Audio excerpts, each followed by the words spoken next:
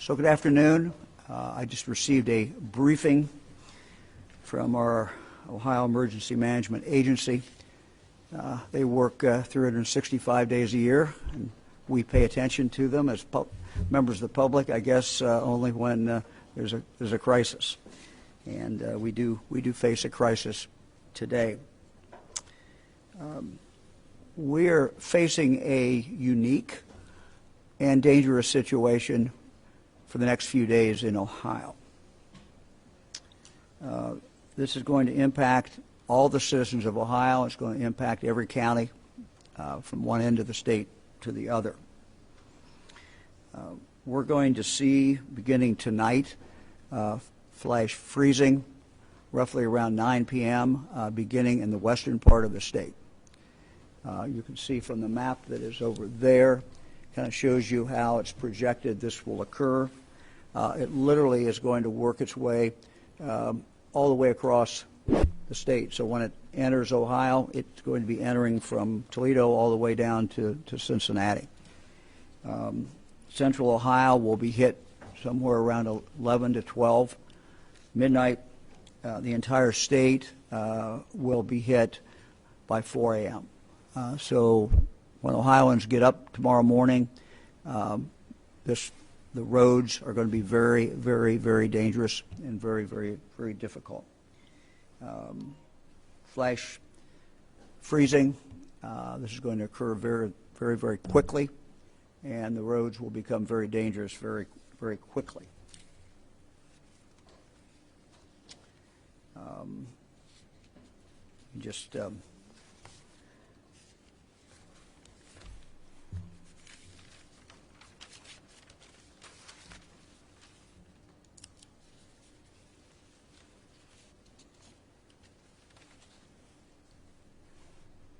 So the obvious recommendations, I'm going to have the experts here in a moment, but the obvious recommendation to everyone is stay home.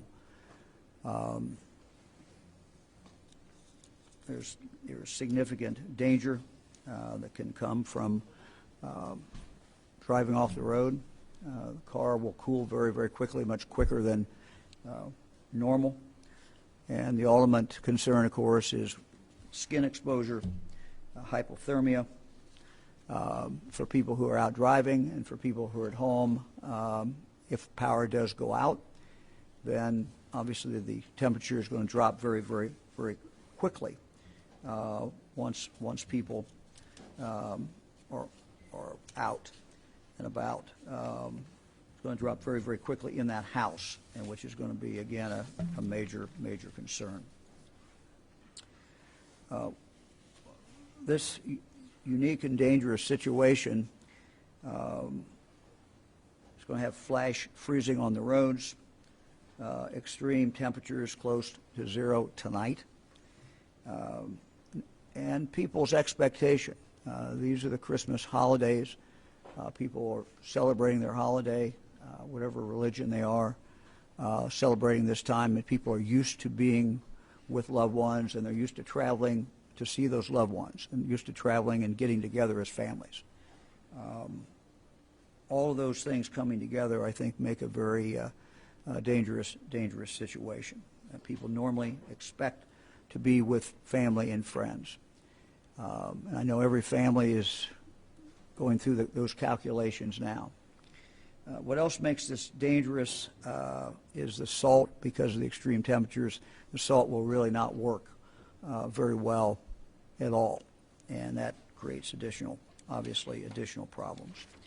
Let me ask now EMA Director Sima Merrick to come up, give us a quick overview, and then I'll be followed by Director Jack Marshbanks and Colonel Charles Jones of the Highway Patrol.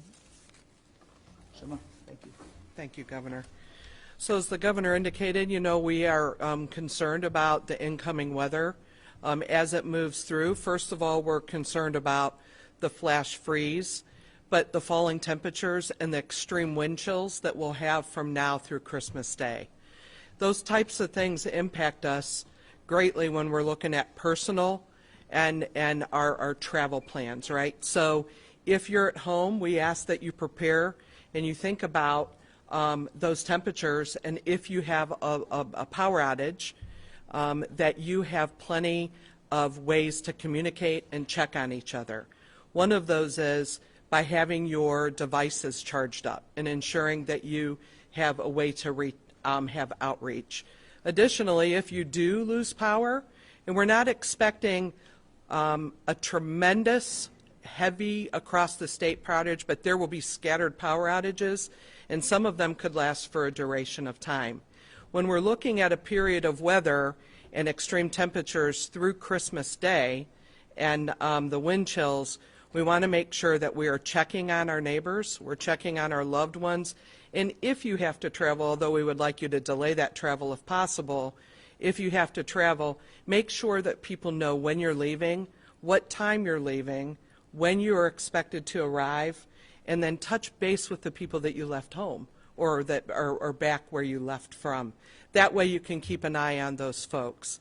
If in fact you do lose power, don't wait for your neighbor to call. Call and report your power outage to ensure that it gets logged and that you can get service restored as soon as those power companies are able to do so.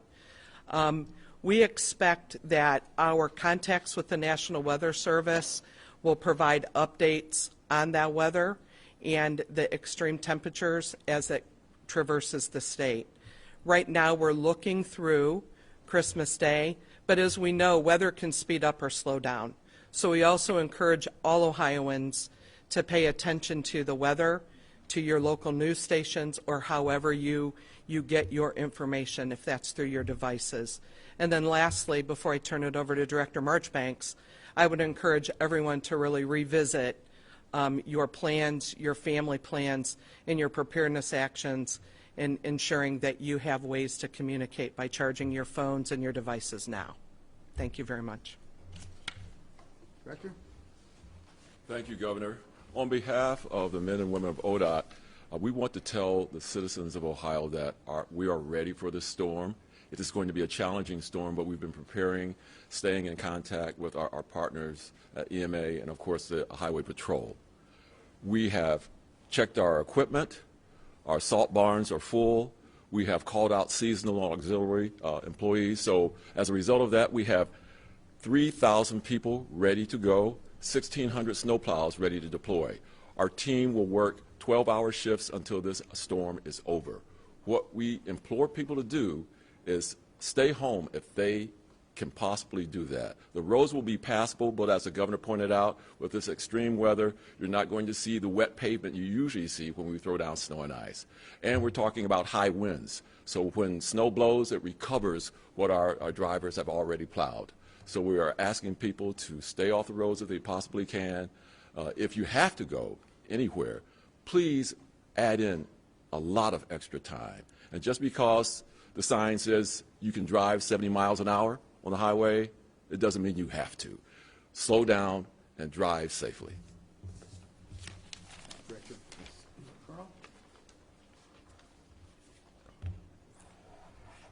Thank you, Governor.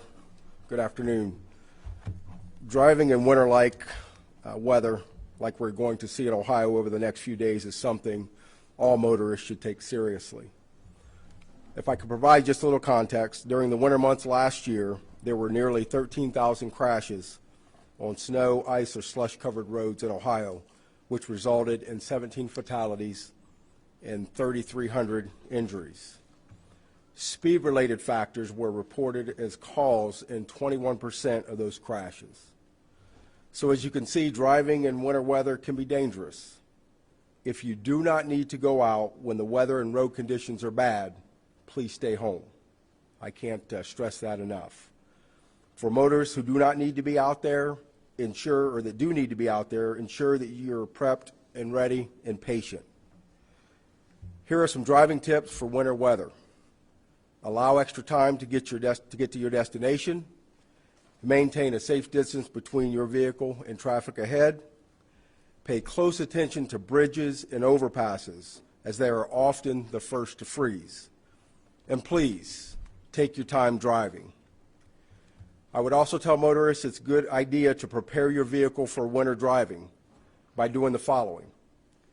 ensuring the battery, cooling system, tires, wipers, and defroster are all in good working order. Repairing or replacing defrosters and wipers that are not working properly, and top off your washer fluid before driving. I also want to encourage all drivers to carry a winter car kit in their vehicle in case of a breakdown.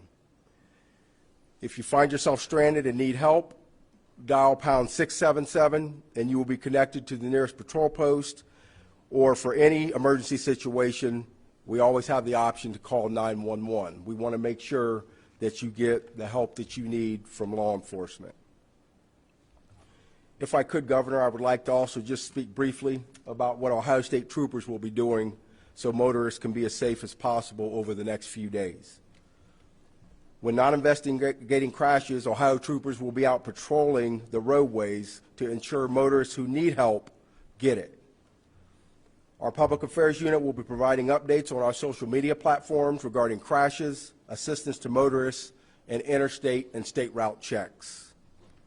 For our media partners, the Ohio State Highway Patrol Regional Public Information Officers will be active and available for any media inquiries through the duration of the storm. A public information officer will respond to all media inquiries during the storm. So I'd like to conclude with this. I urge anyone who needs to be out driving over the next few days to please drive slowly and carefully. Everything from accelerating, turning, and braking needs to be done slower and with caution on snow and ice-covered roads. Give yourself time to maneuver while the driving conditions, with driving conditions in mind, and that may mean slowing down. Thank you. Well, thanks. Thank you very much. We'll be happy to answer any questions. Are you concerned that because this is coming during the holiday weekend, that people will be less likely to maybe heed some of this advice because they don't want to change their plans, they want to be with their families, they already know where they want to be for the weekend, and they'll be hesitant to make some changes to accommodate this storm? Yeah, I think one of the things that makes this unique is, it's very, very quick freezing, and it's going to be very, very cold, and it's occurring over holidays, where people do expect to be able to see their family. Everybody's got plans. Everybody knows where they're going to be, when they're going to leave, and it's tough, I think, for any of us to change those plans. But I think people just need to use common sense, continue to listen to what the experts are saying. We have the experts here. Continue to listen to your local TV station, your radio station. That information is going to be, very, very up to date, and people need to just follow this. I mean, this storm could speed up. It could slow down. You never know about weather, but certainly looks like it's a very dangerous situation, beginning later tonight, and a situation that is going to be with us through Christmas Eve and through Christmas Day. And so that's smack dab in the middle of when people are planning on getting together. So yeah, I think it's going to be tougher for people to make a more rational decision to pull back. But in the end, you have to consider the safety of your family, and consider, what your loved ones would want. They want you to live. Who else? Can you talk a little bit about why the salt doesn't work as well in the situation? Yeah, the state is doing? Sure. I didn't get very good grades in chemistry. I will let Director Marshbanks, who has very practical experience, I'm sure got good grades in chemistry. Director. Thank you, Governor. Yes, sodium chloride, works well until about 20 degrees. And we're talking about temperatures that are going to be near zero, as the governor pointed out. We will be salting and resalting, and we'll be using calcium chloride, which has a better impact at the lower temperatures. So as the governor pointed out, we're going to be looking at snow blowing over and refreezing, but we're looking at a better effectiveness of the salt that our women and men will be putting down, excuse me, by late Sunday going into Monday, when the temperatures get up closer to 20. So, Jack, the area would be, what, 15 degrees and above, 20 and above, something like that? Yes, Governor, it becomes more effective as we get into the upper teens, but we're looking at temperatures in the negatives. And look, people are going to see ODOT trucks out there putting the salt on it, and many times just assume, okay, this is going to be good. They're doing the best they can, but understand that at those low temperatures, it's really not going to have much effect. Can you talk about what the state's doing with power companies? Are you coordinating with power companies to work with them to make sure we don't have blackouts? Well, we're working with power companies to make sure they communicate. We've had some troubles in the past, and I don't think we're having any trouble this time so far. I think the power companies are going to be very open and communicate and talk directly to their customers. That's what the goal is anyway. Governor, can I add a Yeah, little bit to that? Thanks. So one of the other things with the power companies is you're sitting in the state's emergency operations center. You notice that around the room we're set out by primary lifelines, and one of them is energy.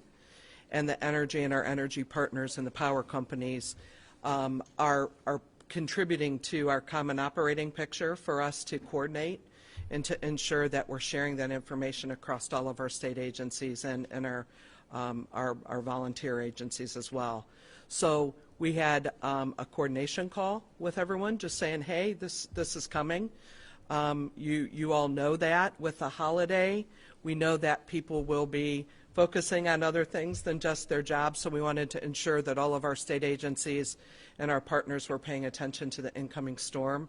And part of that, one of the major lifelines is energy. So we did have some conversation with them to make sure, and they are prepping and ready and paying attention and putting out some of those messages. So that's in addition to that as well. Thank you, Governor. Yeah, and I think in regard to the power, Sima said we don't expect a massive power problem, but clearly there will be power that will be out in certain places. And I think this is really a time for Ohioans to take care of Ohioans, because if you have an elderly person, you have someone who is dependent upon machines to breathe, someone who is in a difficult situation, the temperature in that house is going to drop very, very quickly. When you have zero temperature and you have high wind, it's not the normal situation that we experience. And so the longer that power is out, obviously the lower that temperature is going to get. So we have to watch out for our neighbors. We have to watch out for the people that we love and continue to check on them. And Governor, kind of switching gears for a moment, you are appointing somebody to the Supreme Court who has no judicial experience and who is a friend of the family. Can you walk me through that decision-making process? Sure.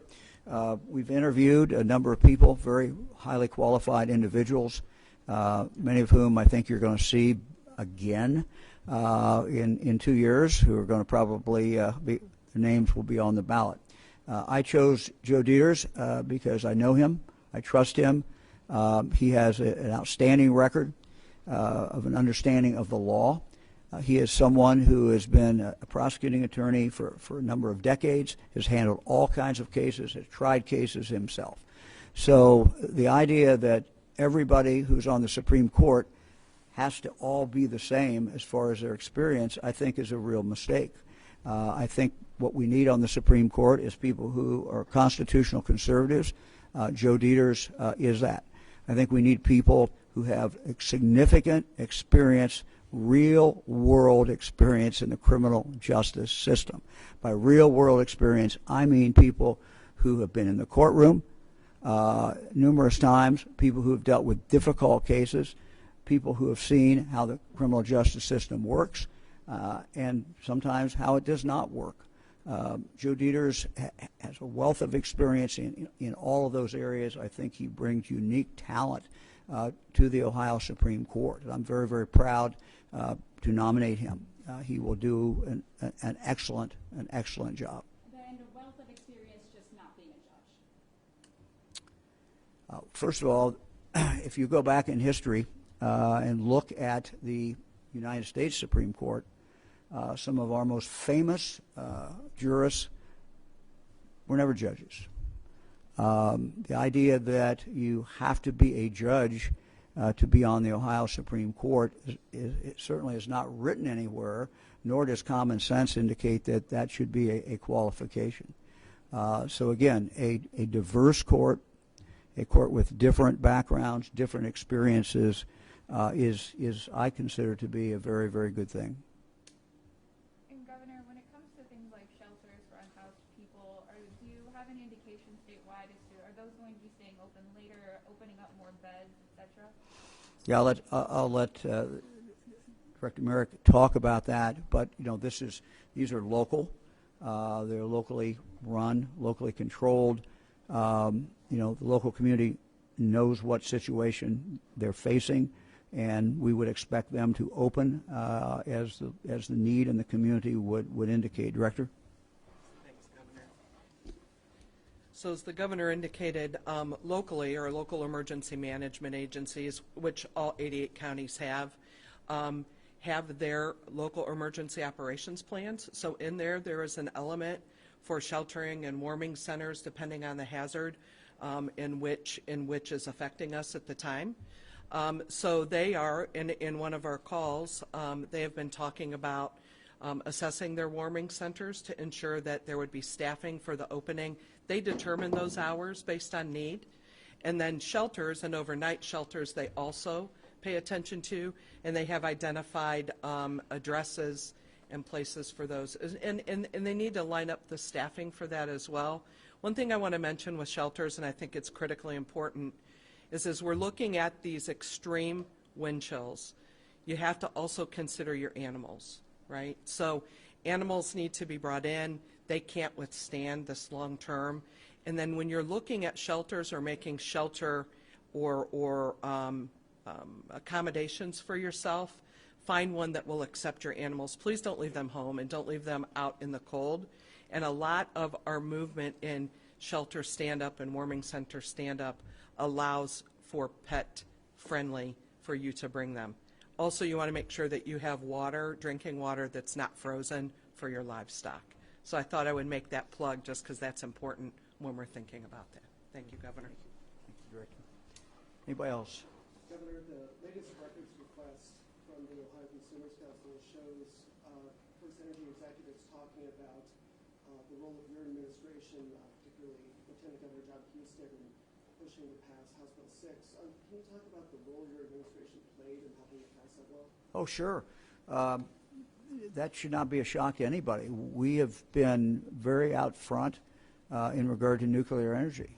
We need nuclear energy in the state of Ohio, and that was my position during the campaign. So, you know, we supported the bill, and you know, I have not seen the document you're talking about or the quotations, but that the Lieutenant Governor would be out, you know, advocating for that bill shouldn't come as a surprise to anyone, you know, because we were for the bill.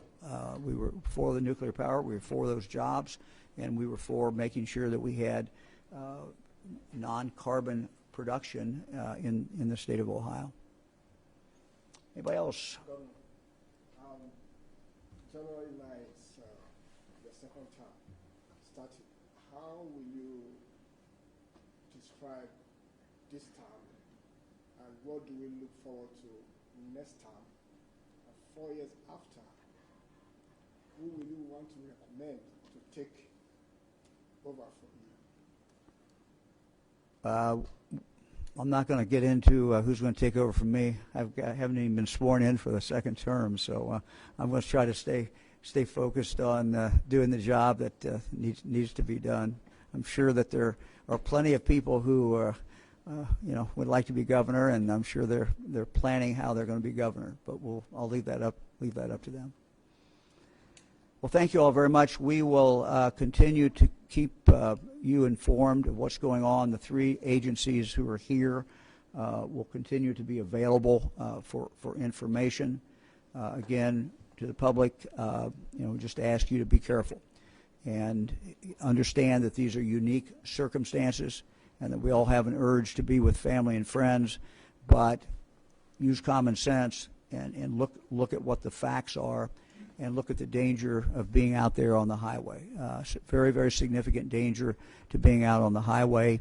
As soon as the rain that we're seeing now turns to ice, which is going to start this evening, and by the time most of us get up tomorrow morning, it's going to be ice is going to be there, and these roads are going to be very, very dangerous. Hope everybody has a good holiday in spite of all this weather, and hope everyone enjoys themselves.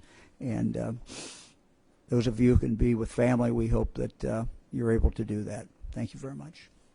Governor, one last thing. There is an Amber Alert out right now for the 5-month-old boy who has been kidnapped. Can you just talk a little bit about, how the storm could impact that, and also just some thoughts that you have on the whole situation? Well, first of all, our hearts go out to the family. I cannot think of anything that is more of a parent's nightmare than to have a child, or in this case, children, kidnapped. It's something that all parents fear, and so, our prayers are certainly with the family, and hoping that second child will be reunited with the family. So that's certainly from a personal point of view. I know that from the Department of Public Safety and the Highway Patrol, they have been directly involved in this and offering assistance. We will continue to do that. There is some things that you cannot do because of the weather. I believe that's probably, we're not seeing our helicopters up now simply because of the weather situation. But, I don't know whether Colonel, you have anything to add to that or not? That would, Governor, no, we're doing everything we can to assist the Columbus Division of Police and all law enforcement together, working as one, using all of our resources to try to see if we can find the second baby. So being diligent, doing what we can, and we're going to keep at it until we can find him. Thank you all. Thank you very much.